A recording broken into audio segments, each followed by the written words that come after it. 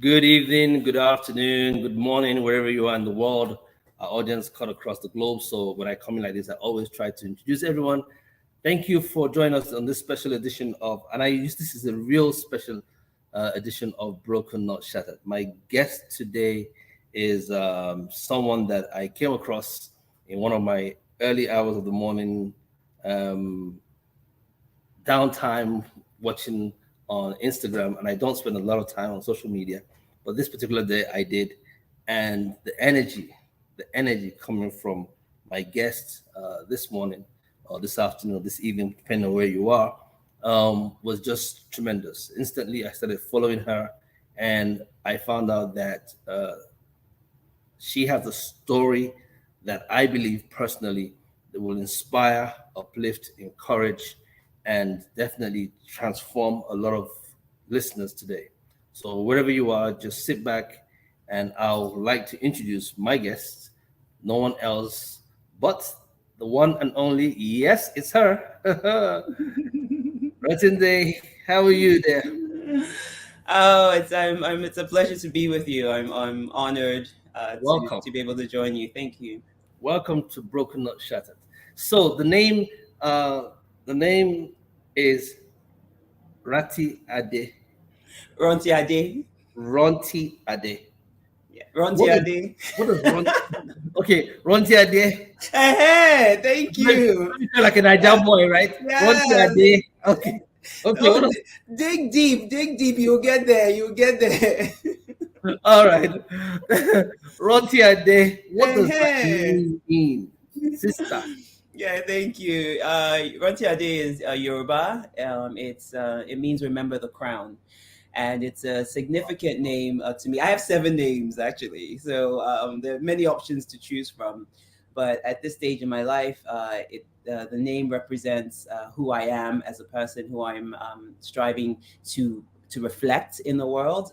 And so, remember the crown is just is a name that reminds me of who I am. And so when I step into spaces and I say that, Rontiade, I bring with me a host of ancestors. I bring with me a host of support, of love, of divinity.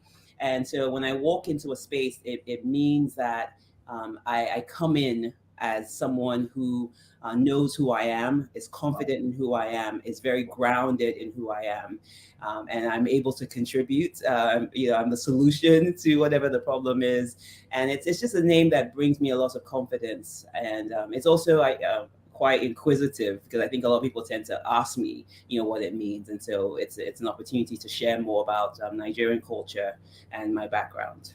Wow, awesome. Maybe I might change my name and pull up my Nigerian, my Igbo name, which is Amakonze, right? And in the back of my head, I call myself that all the time. Hmm. Amakonze, it means that a king will always have a palace. Wow. That a king can never go without having a palace. So in some challenging times of life, I call myself. I said I'll call myself Amakonze. Yeah. You know you're a king, and you will always have. I'm not the first son in the family, right? But that's the name my father gave to me, and I felt like Hmm. Amakonze. The king will never lack having his own domain and his own palace. Yeah. That's Royalty, beautiful. royalty meets royalty. Yes, yeah. That's beautiful. And I think it's the sort of thing that there's so much power in names, right? And so even when we think about, people in the Bible that were nameless, right? The woman with this, the man with Yes, this, the but yes, I wonder sometimes, had those people been, given the name. name, how much significance that may have, been to changing their story. Well, But absolutely, I'm gonna start calling you my cousin. oh my god. Okay, all right. That's between you and I only, right? No one else now. No one else except for you and your audience. Yeah. Okay. Okay, great. Um, you just mentioned reference to the Bible.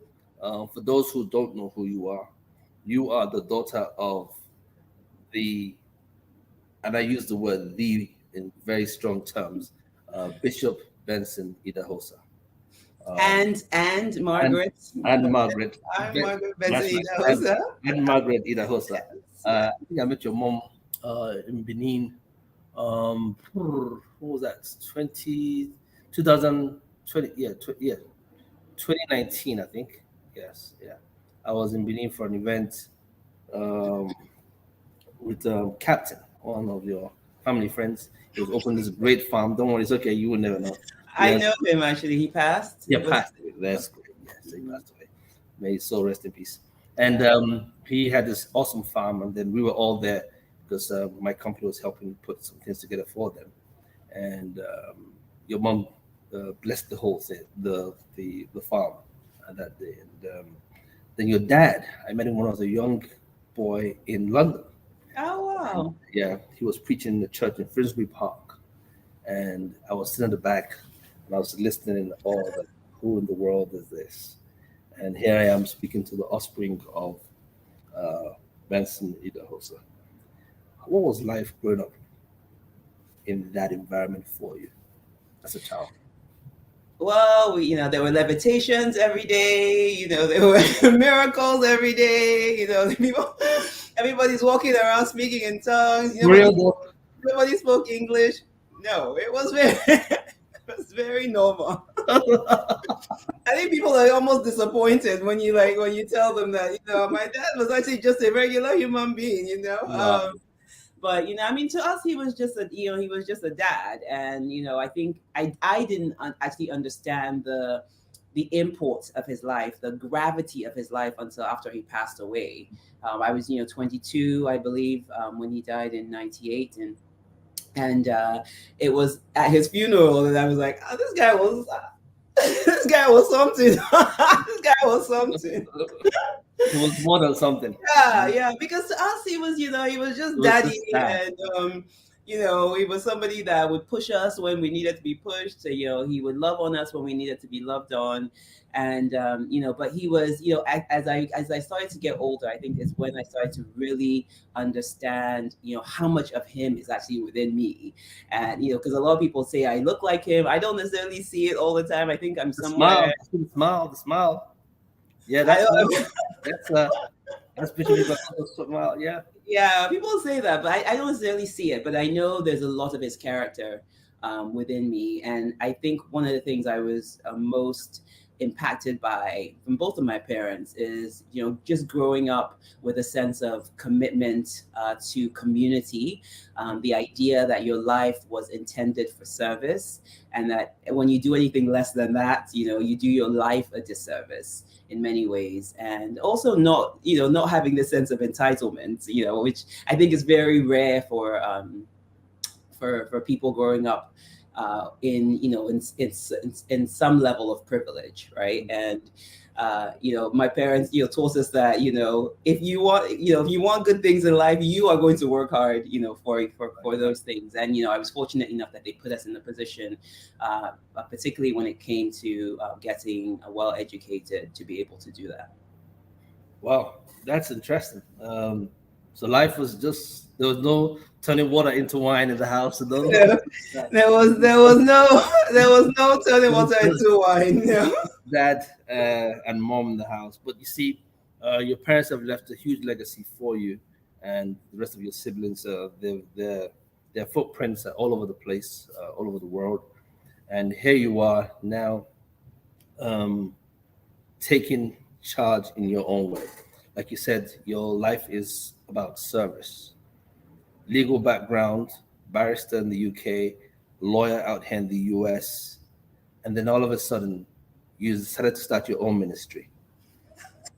Is that So, what we're going to call it? We're going to uh, call it ministry. first of all, let me congratulate you on this great recognition that you just got recently. I saw that, and I was really again amazed of the great work you've done, representing not just women alone, the continent of Africa, especially Nigeria, uh, Mhm. and the work that you actually do in this space when it comes to trafficking. Tell us a little bit more about, first of all, why you left law and why you chose to go into this part of to become an activist in this area. Well, I left law. I'd been practicing for 13 years, and but I always knew that it wasn't what I was going to be doing with with my life. I knew that this was a gateway. It was a some level of preparation, I should say, because I think I grew up, like I said, with parents who were always exemplifying, embodying a life of service, a life of dedication to community. And so I had been practicing for 13 years, and I always had this pull, to do something more than what I was doing. I was, in the corporate world. I was a partner at my law firm. It's very successful. In New York, and I just always knew that someday, because God gave me what I tend to refer to as a gift of discomfort. It's when you're in a space and you recognize that there are certain benefits to the space, but you also realize that you don't fit there, This is right? not it. Yes, yeah. And so I kept having this, reminders every couple of years, that this, my dear, this thing only is amount of time. Wow. But there was a time, in October of 2013, when someone recommended that I read a book called Let Your Life Speak. And it was by an author named Parker. It is by an author named Parker Palmer. And I recommend it to anybody who's in that space of of knowing that there's something more that you're called to do, but not necessarily knowing exactly what that is. And so I read the book on a Friday. I started reading it on a Friday. I came across a line in a poem that said, "Ask me whether what I have done is my life." And and at that point, I was like, "This is what I'm currently doing, as successful as I am in the traditional definition of success, at least in corporate America, was not my life." And so I resigned on a Monday morning. I went into my senior partner's office, handed him my resignation letter, and we both were shocked at each other. Like, who like, are you actually leaving to go and do what you think what God is calling you to do? And I was certain. I had this confirmation. I had a sense of urgency about it, and I walked away because it's what God called me to do. And I remember in the first few days after I left, Reality, like, what have I just done? well, I was driving out with my Mercedes Benz, like, and it all just came crashing on me, like, my dear, Are you are okay? you okay? Are you okay? Are you okay? Are you all right? And even my family, I think, were also like, What's going on here? yeah, what's going on? But Yeah. I just had this, Peace. there was a peace about it. I heard the words in my spirit. God just said to me, "You will not lack." I remember those words very, very clearly. And to this day, I mean, I trust me. There are days I'm like, it'd be nice to be able to, but I've not lacked a single thing. Everything that I've needed, God has supplied, and that has been, I think, a testament to stepping out in faith, especially when you don't necessarily know what's on the other side. Wow, that's a powerful one. I'm gonna before we go on a short break, I want you to use this opportunity right now because I think you have the audience captivated. I can tell. Tell the lady or the guy who's struggling with that concept right now the best way, based on your own experience, or what to do and how to take those next steps. Well, I think the first thing you have to do is to have a certain level of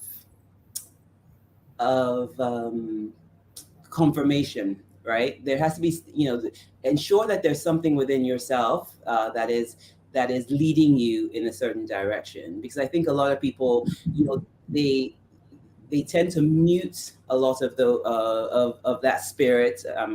For us as people of faith, there is a spirit of God that's constantly guiding us, that's constantly pushing us in a certain direction.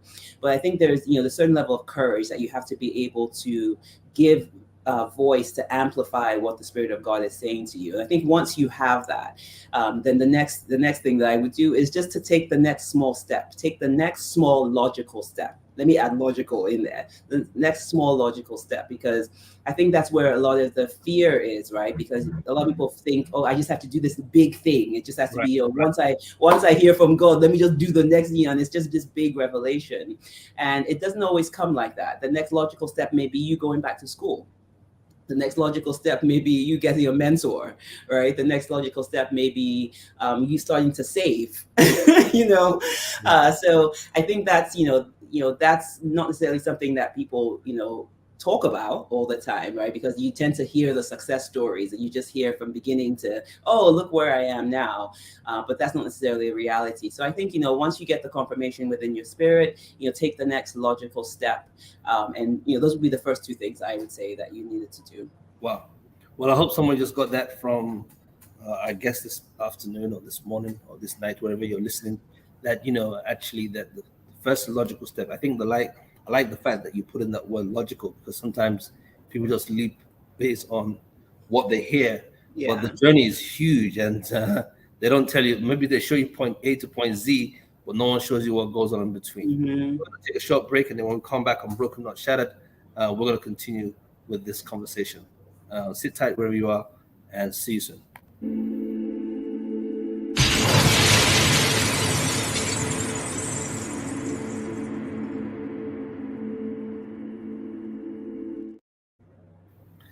Welcome back to Broken Not Shattered. My guest today is a face that most of you recognize on social media, and she is royalty in every sense of the word. The daughter of late Benson-Idahosa and Margaret Idahosa. Thank you. It's been a pleasure having you on Broken Not Shattered. Let's move from where we were. You stepped out and you started Pathfinders. What is Pathfinders and why Pathfinders? Well, Pathfinder is actually a nickname that my father gave me when I was 9. So he would call me his Pathfinder because no matter where he was in the world, I always, found a way of tracking him down. But I think as I started to pray about the name for the organization, I really started to think. And, the Holy Spirit brought this back into remembrance. It's, not only who my father called me prophetically, but it's also, what we're endeavoring to do for women and girls on the African continent, which is to help them find their path out of injustice, out of subjugation, out of, whatever they may have experienced, particularly when it comes to sexual violence against them, and to help them get back on a path towards rehabilitation, towards restoration, towards wholeness. We're also working to ensure that women, particularly on the African continent, are in a position where they can start to own their own narrative, to be able to start to tell our stories in our own voices, but also to ensure that they have access, economic access, so that they have an opportunity to be able to live a life that is dignified. And so we work with survivors primarily with survivors of sex trafficking. Nigeria, unfortunately, is the largest hub of sex trafficking on the entire African continent. And we also work with survivors of sexual violence as well.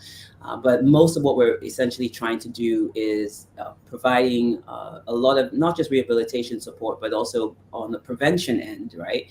Ensuring that we're reducing vulnerability to trafficking by ensuring that women have access to economic support so that they're able to stand on their own 2 feet and ultimately reduce vulnerability. So do you actually think that that's the reason? You just mentioned that Nigeria is the core or the base of where most of this sex trafficking is taking place. Do you actually believe that the reason for that is because most Nigerians or most women in Nigeria don't have that financial power or don't have that financial stability? Is that how? You go ahead. Yeah, I think it's a combination of several things. Edo State, which is my home state, is that's the hub within Nigeria. And so it's a small state. I think there's maybe 4 or 5 million of us in Edo. And so it's people tend to, when you look at a country like Nigeria with 200 plus million people, how is such a small state ultimately the hub of sex trafficking within the country? And it's I think it's a reflection of not just economic deprivation, the lack of systems, right, that can provide support for particularly women and girls.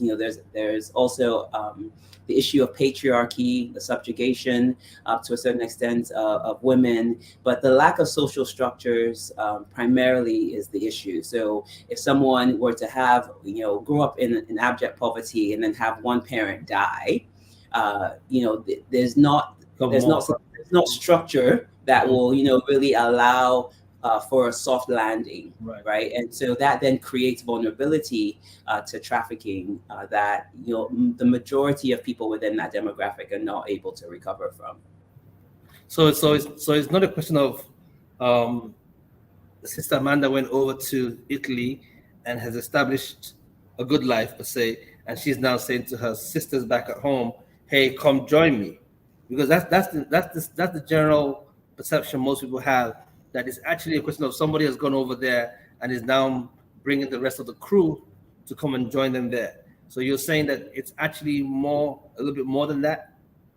Yeah, I think it's there's definitely situations like that, but generally the person who is over in Italy is not necessarily looking to recruit their sisters. They usually will have somebody that's on the ground that's looking for other people who are disadvantaged, other people who are in situations of vulnerability, right? So that they can take advantage of that as well. So you see a combination. Certainly, you have that rich auntie that's in Germany or in Italy or wherever they are. But when you trace back to how they actually got because the majority of them who are there were also trafficked at some point in time, and you'll realize that there was some level of vulnerability that was created, particularly by the lack of social structures.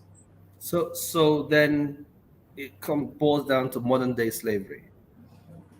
Yeah, essentially. Let's talk about that. This is your space. There are many people watching right now, and the people that might click in and watch later on. Let's talk about modern day slavery. What is modern day slavery? How do we address it?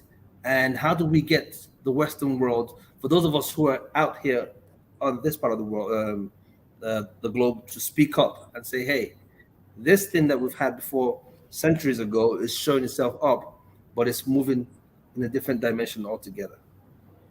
Yeah, I mean, I think what a lot of people are surprised by is the fact that there are actually more people enslaved in this day and age than any other point in history. A lot of people think of the transatlantic slave trade, and they think, wow, there were millions and millions of people there. But most statistics, or most people would agree at this point in time that there are anywhere between 27 and 50 plus million people that are enslaved. And that's if you're actually calculating the people that are, fit the definition. In Nigeria, there are many categories of trafficking that we don't consider trafficking. So you think of domestic servitude, all these house help that we have, house girls that you bring from the village, and they're working 12, 15, 16 hours with no breaks, no education, no meals. That is a form of trafficking. When you think of child brides, particularly when you see what's happening in the northern part of Nigeria, when children are married, and I put marriage, in quotes, because essentially child marriage is rape. When you're marrying off these children at age 9 and 10 to men who are, in their 40s and 50s, right? That is a form of child trafficking, right? And so there are all of these forms that people don't necessarily include, right, in the statistics. So as far as I'm concerned, those figures, exceed, what I just quoted. And so I think that the reality is that, trafficking is referred to as hidden in plain sight, right? It's something that's happening in every country in the world, in every state, in every city. But most of us just don't necessarily know what to look for. So when you see that child on the street that's begging, forced begging is a form of trafficking, where you have a child that's selling plantain chips on their head for 10, 15 hours a day. They should be in school. They should be at home with family, right? So when you have a situation like that, where you have kids, that are on the street, not doing what, children should be doing, it's important that we start to open our eyes. And so I think that's the first thing that I would say, is that you just have to become more educated. Take it on as something that you want to learn more about, because the more that your eyes are open to it, the more that you will ultimately see. Well, I like that. You said take it on. I remember coming across a friend of mine who I had interviewed in this space on this podcast before. She started talking about it too. And I got more interested in doing some more research, and I was blown away. Completely blown away. by what I read. We're going to take a break and then we're going to come back. Before we take that break, some of the campaigns that you've had and that I've seen with Pathfinders, I want to know how you come up with the names. They're very interesting. Like, Take Me Off Mute. That's the one that got me. How did you get to Take Me Off Mute? And then there's another one that says, what was that one again? It says, She Said No. She said no. I could understand the one that she's not for sale. That's what you're talking about now. Let's talk about Take Me Off Mute and She Said No when we come back. Let's take a short break.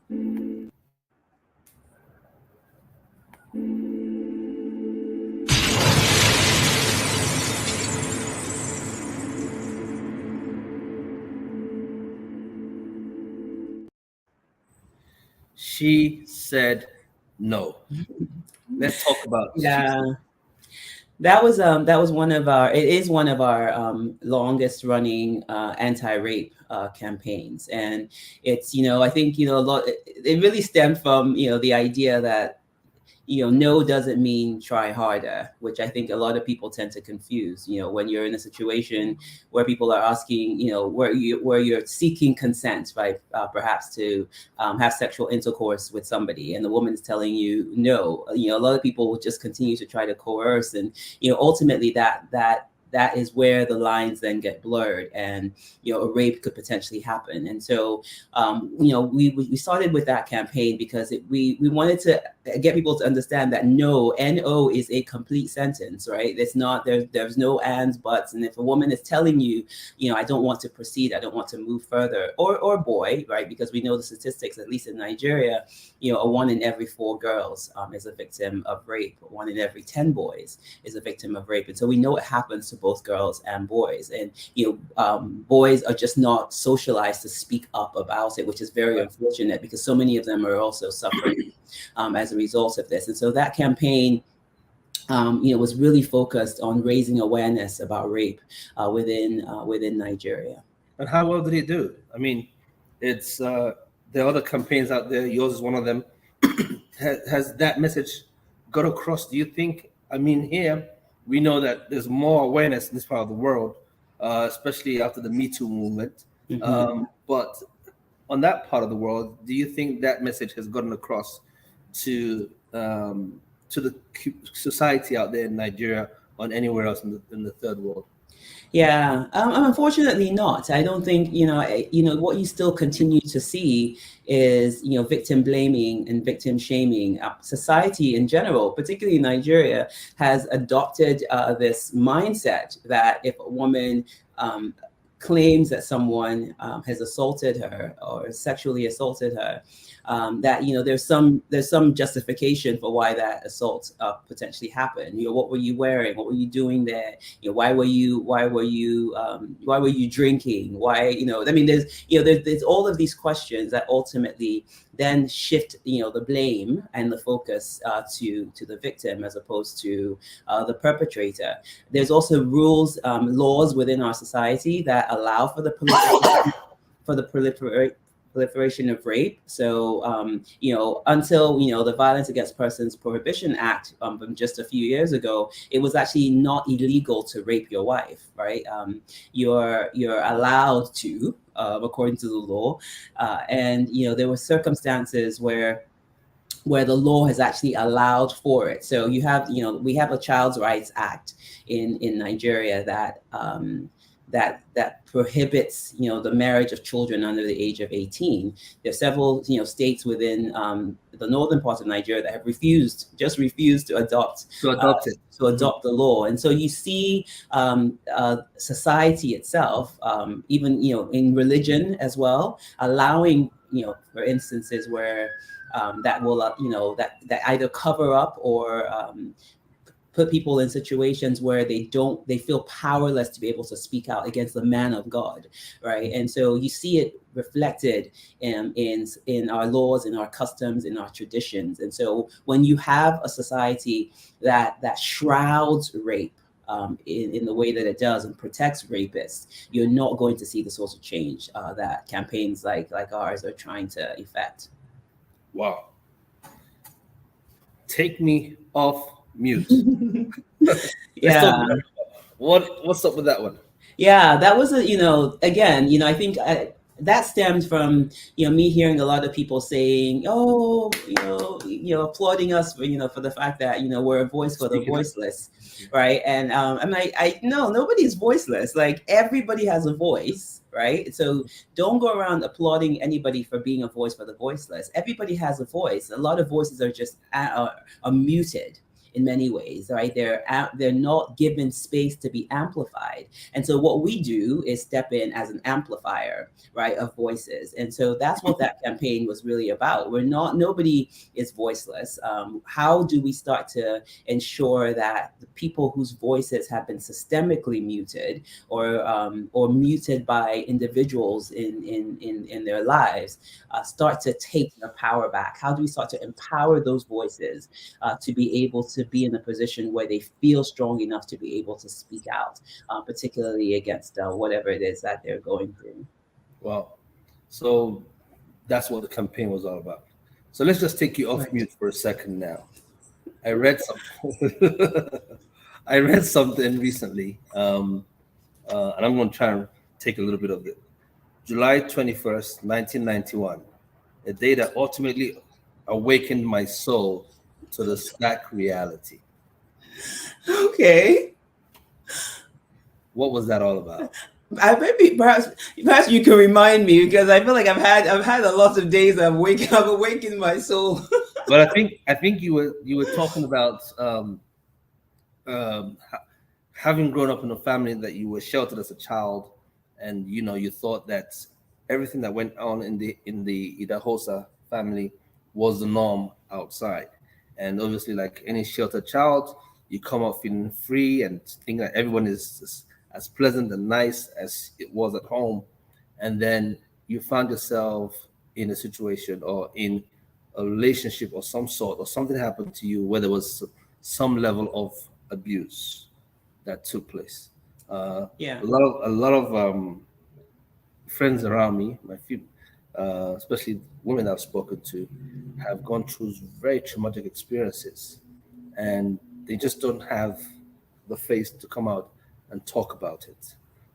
You have Mm-hmm. uh, in some of the quarters. Our audience would like to hear your story and how you were able to overcome those challenges. Yeah, I mean, I think when I look back on it now, my life has been perfectly perfect, as I've heard somebody Wow, say, I like that. and it's hard to to come to that space, right, of groundedness in your experience, without looking back and embracing everything that has happened to you, right? Because none of these things would had they not happened, would I be in the space that I am, now. And I do believe that every experience that we go through is an opportunity for us to heal others, right? I strongly believe that healed people heal people. And so, I was physically assaulted. I was also sexually assaulted around that time of my life. And, for me, I think it was a time when I realized, that the world was not quite as polished, as I grew up believing, because I always grew up, looking for the best in people, seeing, I'm an optimist by nature, right? And so I'm always very hopeful, in the reality of because I believe that that's what humanity is. I believe that, the overwhelming majority, actually I believe there's good in In everyone, everyone, I believe in so. everyone. And so I think when I had both of those two experiences, I started to become a smaller version of who God intended me to be. I started to shrink back a little bit. I didn't have as much trust in humanity. I had severe fear. And I didn't deal with any of it. I just literally just took all of it and just kind of compartmentalized it in one section of my mind and my heart and my life, and didn't deal with it for decades. I just, kind of pushed it aside and, continued to live my life. I still went on to do my law degree. I was very successful in school and, began my career.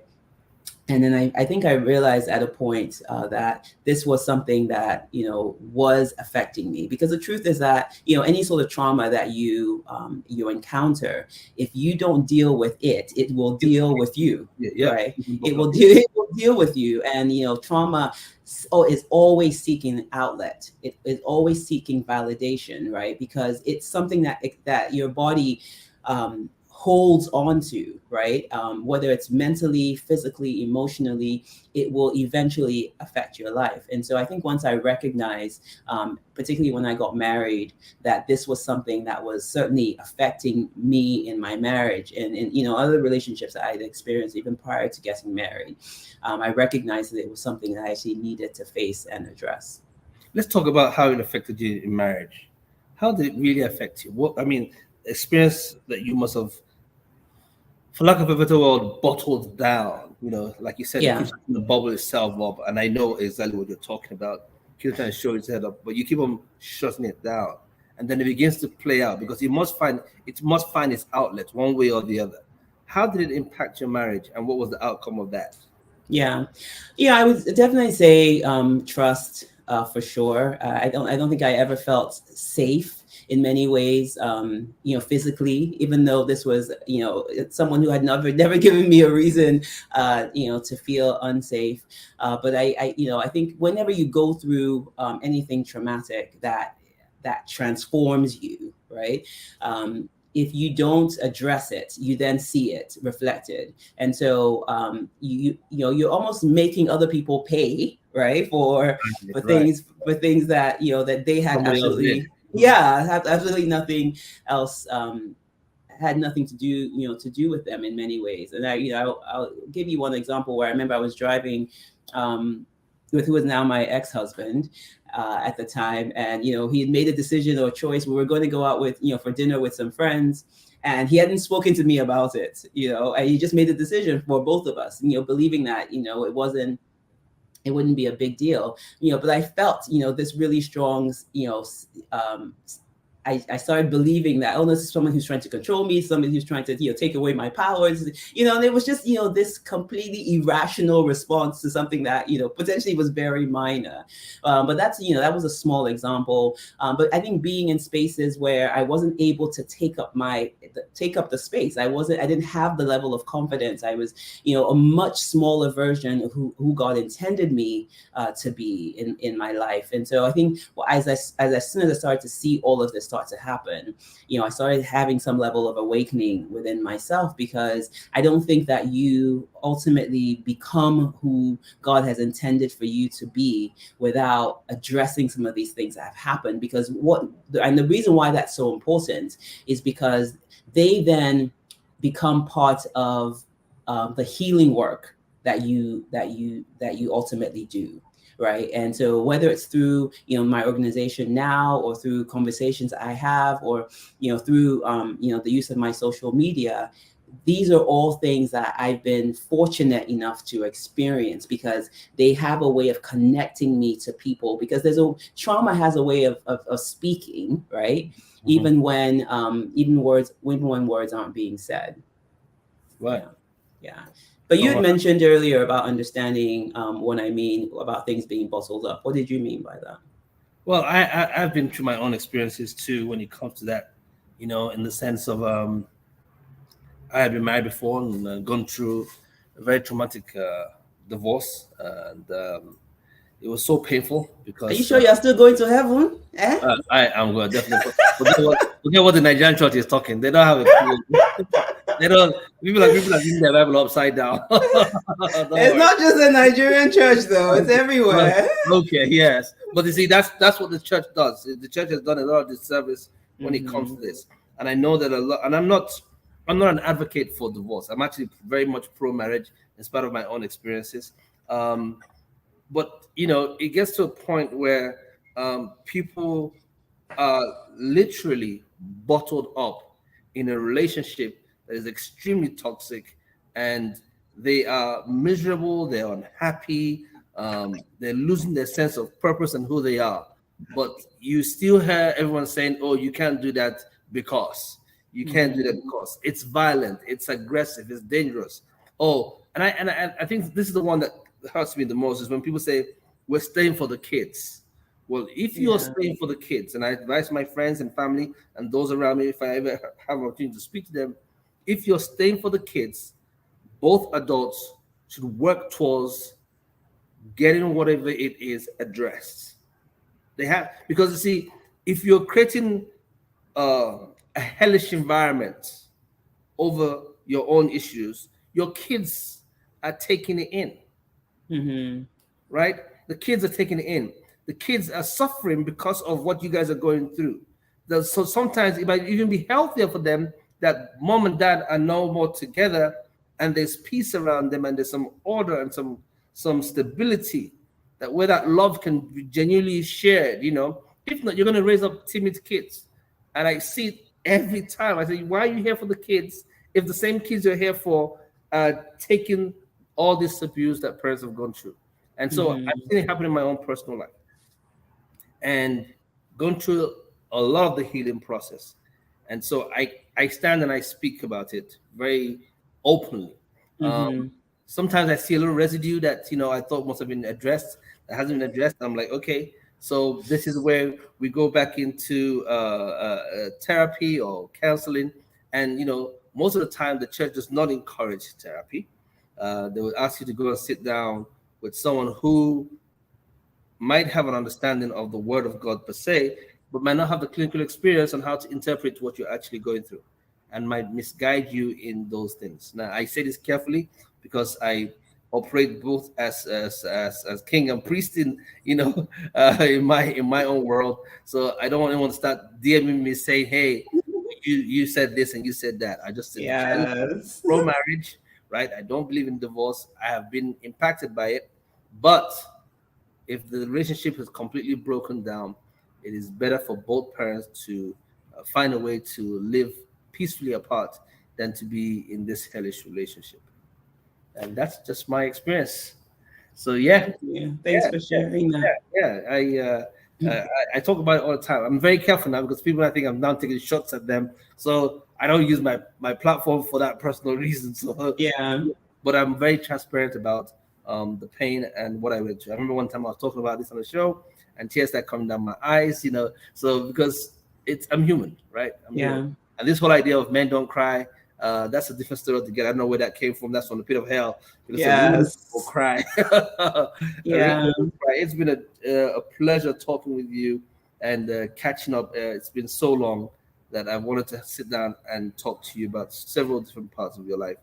Now, married, divorced, single again. Yes. What does the future hold for you? Yeah. What There the? are women out there going through what you're going through. They Yes. need to Yeah. hear this is the way, this is the light.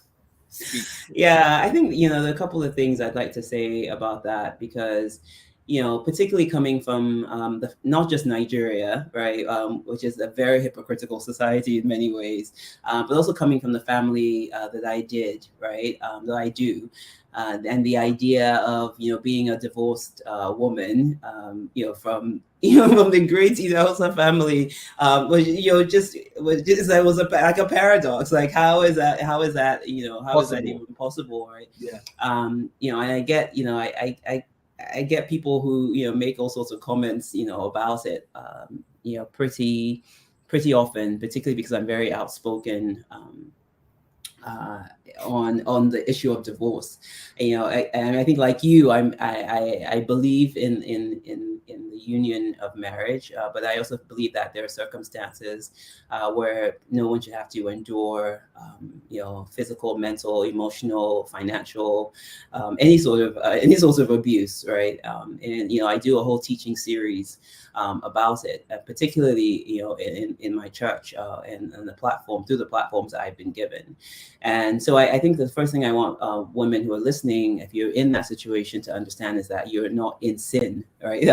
Like there's this idea that if you go through, if you believe an abusive marriage, stay there, continue to till Jesus comes, because your grace is His grace is sufficient, But there's so many people that are don't get an opportunity to actually live, and I mean that literally, like Yeah, yeah. If you potentially die in a relationship, yeah.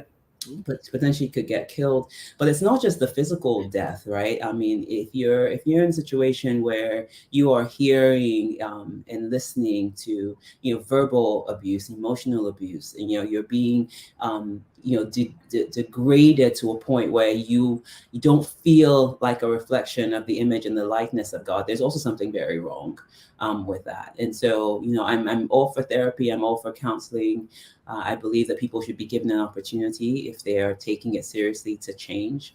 But if it comes to a point where you are not able to function and you are being abusive to your children as a result of that, and not just physically abusive, but you not removing innocence from situations like that is a form of abuse. That's right. To your children. And so I guess I want people to to offer the same grace and mercy to themselves that they would to somebody that they love, and just to recognize that someone walking away from you is not a reflection of your self-worth, right? A lot of times it's Say that just again. Hold on. Pause. Say that again. Someone walking away from you is not a reflection of your self-worth. Explain. right. It's not a reflection of your self-worth, because you in and of yourself are born with worth. You come from divinity, you come from God, right? And so because you are made in the image and likeness of God, you're an image bearer, right? And so imagine to bear the image and likeness of God, there is worth that is associated with that. And so I think a lot of times, when someone leaves a relationship, particularly when it's harsh and it's abusive, many of the victims, and I put that in quotes because I think it's important that people understand that they're not victims, but that they feel to a certain extent that their worth has been associated with this marriage. And it's important to understand that a lot of the time it's a reflection of incompatibility, right? And not necessarily your self-worth. I think it's also important to understand that your capacity for suffering, right, tends to expand. You then have a lot more compassion for other people, like I was alluding to earlier. I also think it's important that that more important than love and chemistry are values and compatibility, right? If your values are not aligned, if you're not compatible, particularly in goals and mission and objectives for your lives, there's and the relationship comes to an end. It's an opportunity for you to be able to focus on those things, and ensuring that you use that time to be able to address some of your own whether childhood trauma or whatever may have happened in your life, because time doesn't heal wounds, right? It's what you choose to do with that time that actually does. And so for me, as far as my future is concerned, I don't know if I will be married again. I think that it has to be someone really, really special, who understands what God has called me to do, who's not intimidated by my voice and my calling and the space that I've taken up in the world. It's someone, my definition of love is definitely not what it used to be. What's the difference before now, then and now? What's the difference? Yeah, I think it was a lot more romanticized, this idea of white horse and all this sort of boy meets girl, flowers, all that kind of stuff. yeah. A lot of fluff. Yes, and now it's really about someone who is from both sides, right? Ensuring that it's someone who is constantly pushing me towards becoming my highest self, right? Someone who sees what God has called me to do and is aligned with that, right? And it's not necessarily about all the all the other things, that flowers and unicorns and glitter. It's really more about ensuring that you are helping me attain the highest self. Wow, it's been an interesting session talking to you on this platform. I know that my audience are going to be extremely excited to hear all the great stuff you said. And as we bring this session to an end, the podcast is Broken, Not Shattered. I know we coined it BNS. Um, you must have gone through some very serious stages of brokenness. Um, and I want to believe that you have recovered from most of them. Can you share one particular story on absolute brokenness when you were like at the bottom and how you were able to rise from there? And that's how we're going to end this podcast. Yeah, I even as you were saying that, I remember, I can remember, multiple instances, but I know also that, binding up the brokenhearted is what is part of what God has called me to do. And I remember that very clearly towards the beginning of the work that I'm currently doing, and God showing me that through a vision. And and I think that I wouldn't have been able to have come to this space without having been brokenhearted myself, and knowing what it feels like. So when people are talking about it, That's I'm like, correct. my Mhm. dear, I know what it feels like to feel in a space of agony. And I think for me, the hardest time that I've had to walk through was when I was going through my divorce. And I remember one particular experience where I was really at the very, very bottom, and really wanting to hold on to the marriage. And I remember the Spirit of God, literally feeling. And this was when I experienced the first time I experienced God as a woman. And people don't like to talk about God being having feminine Right. qualities, but I do believe that the Spirit of God has a mothering aspect to it. And I remember there was just one night where I was, begging and pleading, God, to please save this marriage. And I felt, literally felt the physical presence of God sitting next to me, and just heard the words, "If I'm all that you have, can I be all that you need?" And I remember thinking, I remember going, "No, no, please, I want this marriage. I beg, do it to you. Do whatever you need to do. It's not, you're not all that I need. I beg, I need this marriage." and and I think what I loved about that moment was that, in spite of my visceral response to it, in spite of my, pushback, in spite of my fear, in spite of everything that I was saying, the mothering presence of God just continued to sit there with me, and and just hold that space for me. And that was probably the transformative point, because I recognized, after I cried and pleaded, that, what, God, if you are all that I have, you are all that I need. And I think once I settled into that and surrendered into the fact that, the grace of God, when we talk about the grace of God being sufficient, I mean, Yeah. there is power in. I mean, we say that those words, like grace is sufficient. No, no. When we talk about the grace of God being sufficient, it literally is. It's all encompassing. And I remember it filling the space in that room, till I became settled within myself that I was going to be okay. And I felt like, God just sat next to me until I was good. And we came out of that experience much stronger, assured within myself, that I was so much stronger than I could ever know. And I think a lot of times people tend to think, okay, well, you come to this thing with God, we're God, but it's okay. Yeah, you're actually going to miss certain aspects Yes. of You, of of the individual or the of the, marriage.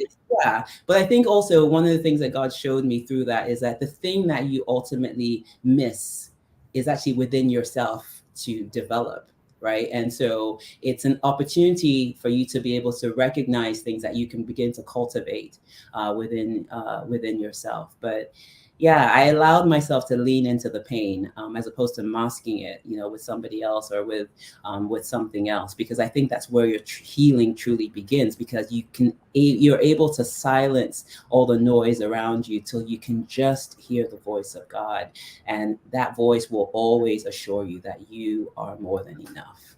You are more than enough.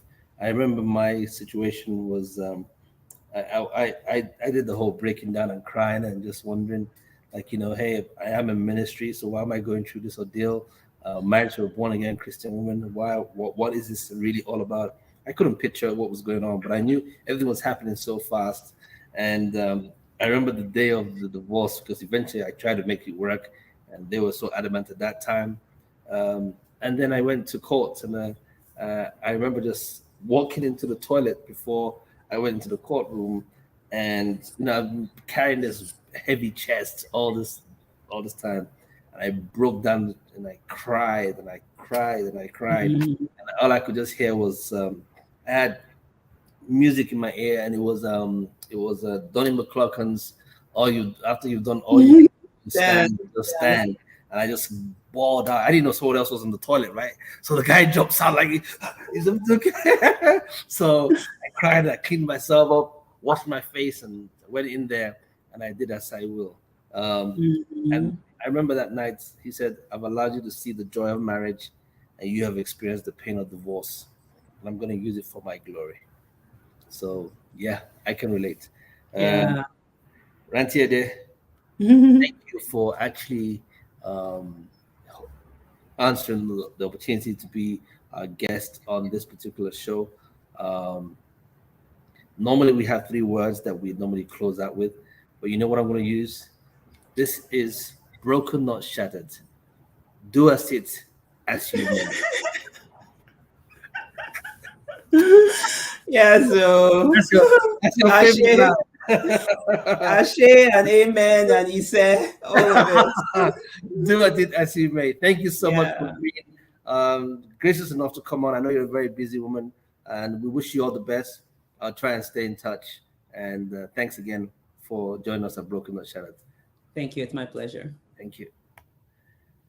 All right, that was a special edition of Broken Not Shattered with my guest, Rantiade Benson-Idahosa. I know a lot of you are going to be really blessed by just listening to all the great work she did. In our famous three words, we're going to end. I actually said we're going to end with "Do it this with me," but I know someone's going to say to me, "Declare the blessings, peace, love, and more grace." See you on Broken Not Shattered. Cheers and take care.